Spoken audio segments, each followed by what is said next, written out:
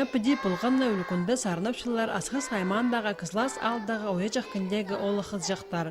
Олғандарны арачылы жын күнге шарылығын байрамда бұл сарыны жоқ толдырылған. Шашырғызға әжеп абаларының шүре нымзабын житқанға төй. Анзын жақсы керешіліпше пергі шеткін баларының саны.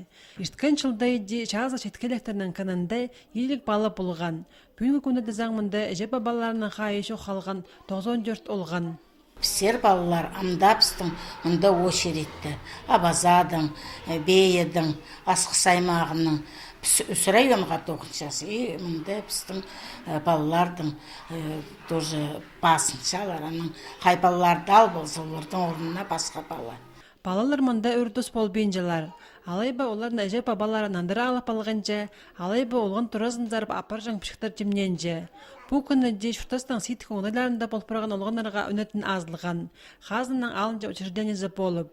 2015 жылының 1 августының сығары ол Хакасиядағы шағызы шеткерлік олғандарының кінітіп қазын учреждениесінің Кызластағы пөлечілі тоқча. Пер әжеп абықайшы қалған олғанlarını дөклі, асқыз таштып пи аймақтарының ақылшалар. Оларына шақсы оңдайларда чүттадырға тіп, Кызлас алдағы кінің специалистері прай күстерін салшалар. Спонсорлардан тоғынғыз 8-10 килограмм алғыз краска бұл потолок сырлап шытқын.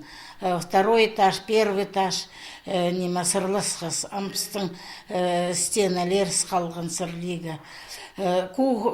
Пищеблокты, столовайды прай ремонт етіскіз. Черногоркадан бергенер ақшы краскаға. Амды олар қасық бекті жәң лагер азарға жемненчілер. Ол оя жақта өс мен ашарылып тоғынар. Воспитателер олғанырға шайғы тозы ештірілер, базы алғын программалық өлікөнер көрсалғанар.